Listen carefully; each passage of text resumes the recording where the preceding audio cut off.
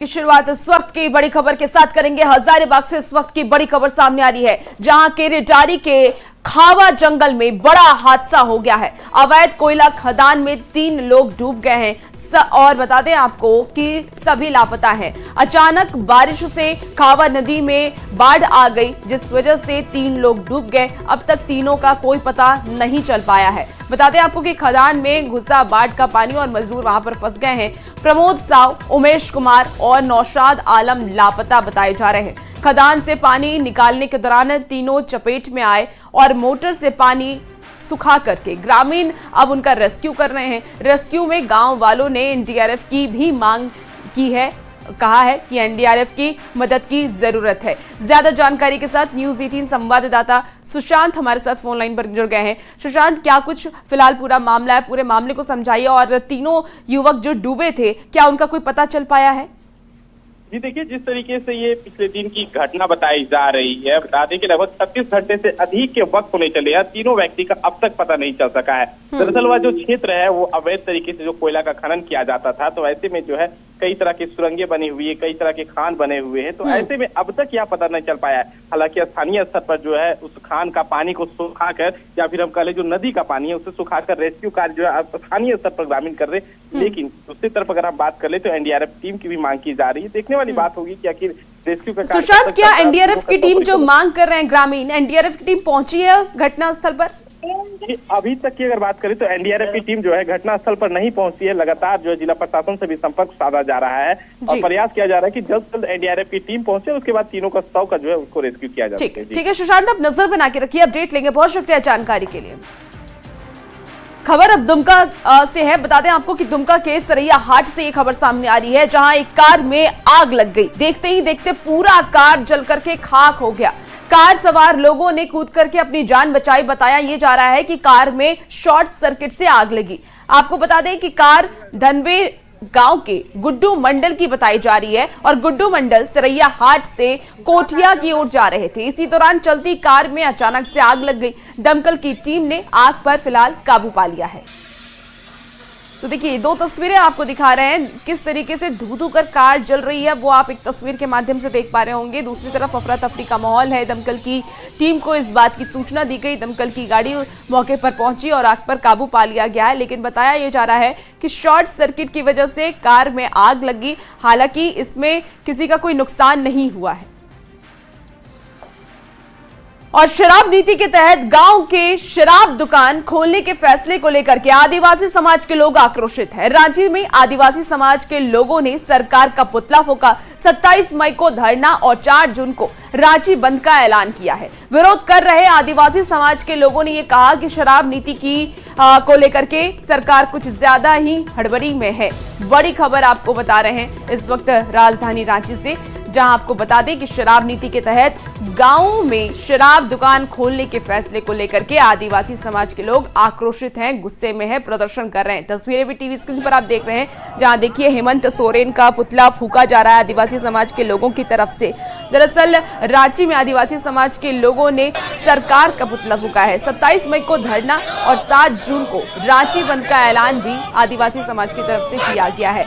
ये जो कैबिनेट से बिल पास किया गया उसका वो लगातार विरोध कर रहे हैं। और आपको बता दें कि उन्होंने शराब नीति को लेकर के ये भी कहा कि सरकार कुछ ज्यादा ही हड़बड़ी में दिख रही है।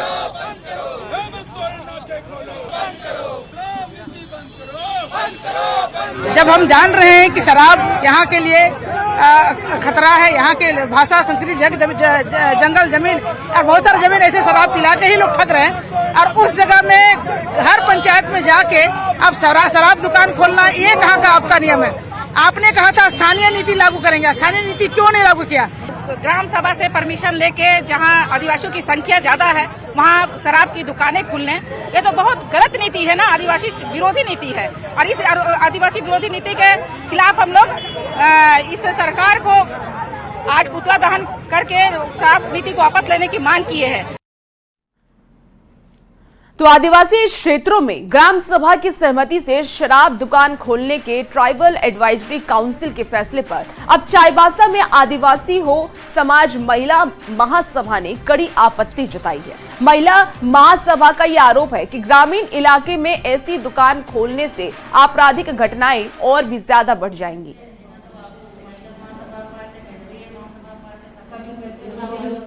बलात्कार, चोरी, डकैती, डायन प्रथा के नाम पर, नशा के दम पर एक दूसरे का जान ले रहे हैं। इसके बावजूद आदिवासी क्षेत्रों में आदिवासी को शराब पिलाने का फैसला लिया गया। आदिवासी हो समाज महिला महासभा की ओर से मांग करते हैं कि आदिवासी क्षेत्रों में शराब दुकान खोलने के फैसले को सरकार वापस ले। और झारखंड में शराब की बिक्री को लेकर के टीएसी की बैठक में लिए गए फैसले पर बीजेपी भी सवाल उठा रही है। बीजेपी का ये कहना है कि इस फैसले से आदिवासी इलाके में शराब की दुकानें खुलेंगी, जो आदिवासियों के लिए ठीक नहीं है। वहीं बीजेपी की ओर से उठाए जा रहे सवाल पर कांग्रेस का ये कहना है कि विपक्ष इस पर राजनीति कर रहा है। ये शराब के जो सिंडिकेट वाले होंगे, शराब के माफिया लोग होंगे, ये इसी तरह के प्रत्येक एरिया में, प्रत्येक गांव में जो वहाँ के दबंग लोग हैं उनको अपने कब्जे में लेकर पैसे के बल पर और फिर शराब की दुकानें खुलेगी। यानी ये हेमंत सोरेन की सरकार अब गांव-गांव में ये शराब की दुकानें खोलने जा रही है। अब भारतीय जनता पार्टी इस पर राजनीति कर रही है। टीएसी की बैठक से तो भाग गई थी, टीएसी की बैठक में सम्मिलित नहीं हो पाई थी, टीएसी की बैठक का बहिष्कार किया था। क्यों बहिष्कार किया था? अगर आप बैठते तो वहीं पे इन विषयों पे चर्चा करते, अपना विरोध दर्ज करवाते, अपना मंतव्य देते। तो रणछोड़ लोग अब जब लड़ाई खत्म हो जाती है तब उस पर राजनीति करते हैं। ये रणछोड़ लोग हैं। शराब घोटाले में गिरफ्तार आईएएस अधिकारी विनय कुमार चौबे की तबीयत जेल में ही बिगड़ गई। उन्हें रिम्स में पाइंग वार्ड में भर्ती कराया गया, जहां डॉक्टर की टीम उनका इलाज कर रही है। आपको बता दें कि हाई ब्लड प्रेशर और गुर्दे की समस्या के बाद उन्हें रिम्स में भर्ती कराया गया है। विनय चौबे को पहले भी स्वास्थ्य से जुड़ी समस्या रही है, जिस बारे में कोर्ट को भी जानकारी दी गई थी। इस पर कोर्ट ने संज्ञान लेते हुए इलाज पर दिशा निर्देश दिए थे। तो देखिए, शराब घोटाले में गिरफ्तार विनय चौबे की तबीयत बिगड़ गई है और इस वजह से उन्हें अस्पताल में भर्ती कराया गया है। हालांकि उन्हें पहले भी स्वास्थ्य से जुड़ी समस्या रही है और इस बात की जानकारी कोर्ट में दी गई थी और इसे ही लेकर के अब जब उनकी तबीयत बिगड़ी तो उन्हें अस्पताल में भर्ती कराया गया। और राहुल गांधी पर निशिकांत दुबे का निशाना साधा है। आपको बता दें कि विदेश मंत्री का बड़ा बयान सामने आया है। विदेश मंत्री पर बयान को अशोभनीय बताया है। कांग्रेस पाकिस्तानी वोट बैंक का साथ दे रहे हैं, ऐसा निशिकांत दुबे ने कहा है। क्या वो समझौता देशद्रोह था? ये भी निशिकांत दुबे ने कहा है। 1991 में भारत पाक समझौता हुआ, भारत पाक समझौते पर भी सवाल उठाए हैं निशिकांत दुबे ने।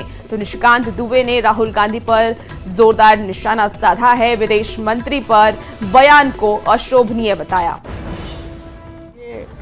हमारी सरकार और आपकी सरकार का नहीं है। सवाल ये है कि 1947 से पाकिस्तान को हम आतंकी राष्ट्र मानते हैं।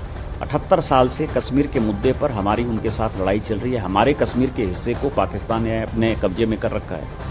उसके बाद जो आप कंसेशन देते रहे, 1950 में नेहरू लियाकत समझौता हो, 1960 का सिंधु जल समझौता हुआ, 1975 का शिमला एग्रीमेंट हुआ और उसके बाद 1991 में तो आपने हाथ ही काट दिया कि हमारी आर्मी, कोई भी देश का डिफेंस सिस्टम कैसा काम करता है, हम पार्लियामेंट के अंदर भी डिफेंस के ऊपर चर्चा नहीं करते। पार्लियामेंट के अंदर भी डिफेंस के स्ट्रेटेजिक चीज़ों के बारे में कोई जवाब नहीं दिया जाता है। इवन स्टैंडिंग कमेटी की मीटिंग में भी ये कहा जाता है कि नेशनल सिक्योरिटी का सवाल। नेशनल सिक्योरिटी क्या होती है? यहाँ तो आपने हाथ काट के 1991 में जब आप सरकार को समर्थन दे रहे थे, माननीय चंद्रशेखर जी की सरकार को, और 94 में जब नरसिम्हा राव की सरकार थी तब ये इम्प्लीमेंट हुआ। आपने तो हाथ काट के लिख दिया कि हमारी आर्मी कहाँ डिप्लॉय होगी, आपकी नेवी कहाँ डिप्लॉय होगी, आपका एयरफोर्स कैसे फंक्शन करेगा, वो कैसे एक्सरसाइज करेगा। तो ये सारी बातें क्या देशद्रोह नहीं है? कांग्रेस ने वोट बैंक की पॉलिटिक्स के लिए देश के साथ धोखा नहीं किया।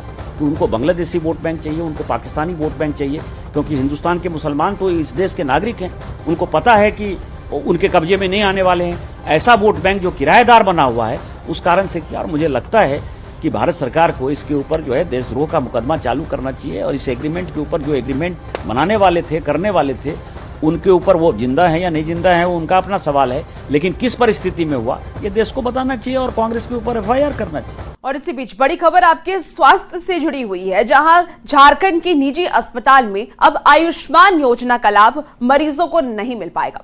अगर एक सप्ताह में सरकार ने योजना के बकाये का भुगतान नहीं किया तो इलाज की ये जो व्यवस्था है वो बंद हो सकती है। आपको बता दें कि आयुष्मान योजना के तहत झारखंड के निजी अस्पताल में हुए इलाज का करीब 140 करोड़ रुपए बकाया है। राज्य के IMA भवन में निजी अस्पताल प्रतिनिधि IMA की झारखंड इकाई और हॉस्पिटल बोर्ड ऑफ इंडिया की झारखंड इकाई ने सरकार से जल्द भुगतान की गुहार लगाई।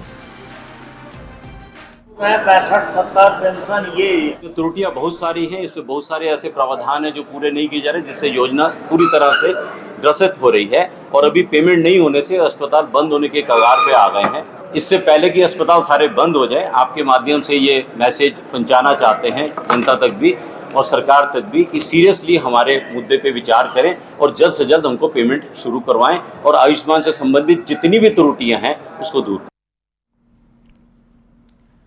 और अब इस मामले पर इरफान अंसारी ने ये कहा कि आयुष्मान की सारी फाइल ईडी के पास है, जब मामला लंबित है तो हम कैसे पेमेंट कर सकते हैं, अभी जो हाथ हैं वो बंधे हुए हैं। का मेरा एक आगे आई में जो है एक हमारा बॉडी है और डॉक्टर्स को ये लोग नेतृत्व करता है, ये लोग हमको डिसाइड नहीं करेगा। अब आयुष्मान को लेकर पेमेंट क्यों नहीं हो रहा है, कहाँ फंसा है, क्या कारण है, IMA को जानकारी नहीं है। आयुष्मान का फाइल जो है ईडी के पास, बात समझिए, उन लोगों को जानकारी दे दीजिएगा। कोई बात है तो मीडिया में ना दे, हमसे आगे बात करें। मैं डिसिप्लिन कोई तोड़ेगा मैं बर्दाश्त नहीं करूंगा। जब मामला अगर कहीं लंबित है तो हम बियॉन्ड जाके पेमेंट नहीं कर सकते हैं, हमारे भी हाथ बंधे हैं। अगर IMA को लगता है कि नहीं मैं जिम्मेवार हूं तो बता दे, मैं उनको सेटिस्फाइड कर दूंगा। लेकिन जब आप देखेंगे छापामारी किया, छापामारी चला, जमशेदपुर भी गए वो लोग, फाइल हमारे लेके चले गए, लेकिन फिर भी मैंने कहा कि जहाँ पे जो फाइल में अगर क्लीन चिट होगा तो हम उसको पेमेंट करेंगे। और अब आइए आपको समझाते हैं कि झारखंड में क्यों आयुष्मान योजना संकट में है। तो देखिए, झारखंड में आयुष्मान योजना से 750 अस्पताल जुड़े हैं। 3 महीने से अस्पतालों को इलाज में खर्च राशि नहीं मिली और वहीं 202 अस्पताल को 15 महीने से बकाये का भुगतान नहीं हुआ। इंडियन मेडिकल एसोसिएशन ने राज्य के स्वास्थ्य मंत्री पत्र लिखा है, स्वास्थ्य मंत्री को इस बात को लेकर के पत्र भी लिखा। कई अस्पतालों ने आयुष्मान कार्ड से इलाज कराना बंद किया। उसके साथ ही स्वास्थ्य मंत्री इरफान अंसारी ने ईडी का हवाला दिया है। आपको बता दें कि भुगतान को लेकर के हाथ बंधे होने की बात स्वास्थ्य मंत्री इरफान अंसारी की तरफ से की गई है। तो ये पूरा मामला इस तरीके से है। अब ये कहा जा रहा है अस्पतालों की तरफ से कि आयुष्मान कार्ड से जो लोग इलाज करा रहे थे उसे अब बंद किया जाएगा, क्योंकि जो भुगतान बकाया है वो भुगतान अब तक नहीं किया गया है। देखिए, अब खबरों में आगे बढ़ेंगे। सोना, सोबरन, साड़ी, धोती योजना पर बीजेपी ने अब सवाल उठाए हैं। विधायक CP सिंह का यह कहना है कि योजना की साड़ी खुलेआम बाजारों में बिक रही है। साथ ही उन्होंने यह आरोप भी लगाया है कि इस योजना के नाम पर बड़ा घोटाला हो रहा है। कुछ सी चीजें ऐसी होती हैं जो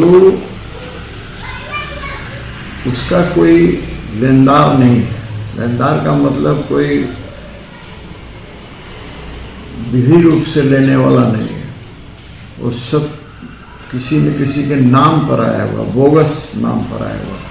तो बाजार में नहीं बिकेगा तो कहाँ बिकेगा? तो भाई इसमें भी खेला है। जल जीवन मिशन के तहत राज्य सरकार ने अपनी हिस्सेदारी के लिए केंद्र सरकार का दरवाजा खटखटाया है। राज्य सरकार में पेयजल और स्वच्छता विभाग के मंत्री योगेंद्र प्रसाद ने केंद्रीय जल शक्ति मंत्री CR पाटिल से मुलाकात की। केंद्रीय योगेंद्र मंत्री की बात करें तो मंत्री योगेंद्र प्रसाद के मुताबिक ये मुलाकात झारखंड के संदर्भ में काफी पॉजिटिव रही।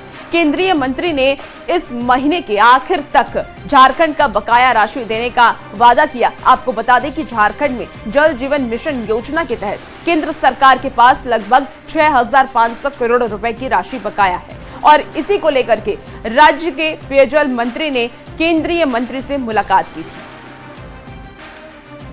ये जो विस्तार से हमारे साथ चर्चा की है कि भाई कितनी योजनाएं लंबित है, कितनी योजनाओं पर अभी FSTC हुआ है, कितने लंबित है, उन सारे विस्तार से बताएं तो उन्होंने भी बड़ा चिंता व्यक्त की और कहा है कि अतिशीघ्र हम इसको फंड दिलाने की व्यवस्था करेंगे और हमको उम्मीद है कि इस महीना के लास्ट तक फंड मिलेगा। देवघर में 11 जुलाई से विश्व प्रसिद्ध सावन मेला शुरू हो रहा है और इसकी तैयारी को लेकर के मुख्यमंत्री हेमंत सोरेन आज उच्च स्तरीय बैठक करेंगे। रांची में होने वाले इस बैठक में मेले में व्यवस्था और उसकी तैयारी पर चर्चा की जाएगी।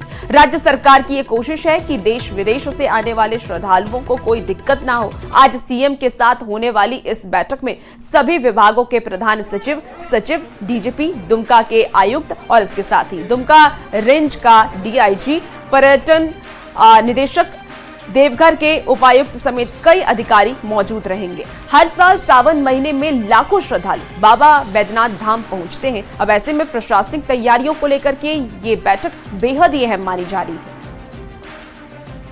को लेकर मुख्यमंत्री हेमंत सोरेन आज उच्च स्तरीय बैठक बुलाए हैं, जिसमें कई विभागों के प्रधान सचिव भी शामिल रहेंगे। 11 जुलाई से विश्व प्रसिद्ध श्रावणी मेला की शुरुआत हो रही है। इसी को तैयारी को लेकर मुख्यमंत्री हेमंत सोरेन उच्च स्तरीय बैठक बुलाए हैं। बाबा बैद्यनाथ तीर्थ क्षेत्र विकास प्राधिकरण के अंतर्गत यह बैठक प्रोजेक्ट भवन में बुलाई गई है। बैठक में सभी विभागों के प्रधान सचिव सहित डीजीपी, दुमका रेंज के आयुक्त, दुमका रेंज के आईजी और दुमका देवघर के उपायुक्त, पर्यटन निदेशक सहित सभी विभाग के अधिकारी यहाँ मौजूद रहेंगे। इस दौरान बैठक में श्रावणी मेला की व्यवस्थाओं को लेकर सभी बिंदुओं पर विचार विमर्श किया जाएगा, जैसे यातायात, सुरक्षा, पेयजल, स्वच्छता, स्वास्थ्य सेवा और श्रद्धालुओं की सुविधा को लेकर इस बैठक में चर्चा होगी। चूंकि 11 जुलाई से यह श्रावणी मेला की शुरुआत हो रही है, इसीलिए यह बैठक अहम है। रांची से निरंजन। और अब खबर शराब घोटाले में रिम्स के पाइंग गेस्ट में इलाज करा रहे आईएएस विनय चौबे की करते हैं। रिम्स के पाइंग वार्ड में आईएएस विनय चौबे रिम्स पहुंचे। विनय चौबे का कुक घर से सामान लेकर के पहुंचा है पेइंग गेस्ट। आपको बता दें कि कल रात उनकी पत्नी भी पहुंची थी पेइंग गेस्ट और आज विनय चौबे के स्वास्थ्य की जांच हुई और अभी भी विनय चौबे का बीपी बढ़ा हुआ बताया जा रहा है। तो बड़ी खबर आपको इस वक्त राजधानी रांची से बता रहे हैं, जहां रिम्स के पेइंग वार्ड में आईएएस विनय चौबे हैं और रिम्स पहुंचा है विनय चौबे का कुक और घर का सामान लेकर के विनय चौबे का कुक पेइंग गेस्ट पहुंच चुका है। कल रात उनकी पत्नी भी रिम्स पहुंची थी और आज विनय चौबे के स्वास्थ्य की जांच हुई। अभी भी उनका बीपी बढ़ा हुआ है। और अब खबर बोकारो से है, जहां 4 मई को पिंडरा जोरा के बहादुरपुर में ईंट भट्टा मालिक सुमित कुमार महतो की हत्या का खुलासा हो गया है। इस मामले में 2 आरोपियों को पुलिस ने गिरफ्तार कर लिया है। हत्या में शामिल 2 दूसरे आरोपी फरार बताए जा रहे हैं, जिनकी तलाश जारी है। जानकारी के मुताबिक सुमित ने आरोपियों से 12 लाख रुपए लिया था, जिसकी एवज में हर महीने लाभ के रुपए में पैसा देने की बात कही गई, लेकिन सुमित पैसा नहीं लौटा रहा था और घर में जाकर के गाली गलौज और मारपीट करते हुए हत्या करने की धमकी देता था। और इसी को लेकर के विश्वजीत ने अपने सहयोगियों के साथ मिलकर के हत्या की साजिश रची और उसके घर में जाकर गला दबाकर उसकी हत्या कर दी।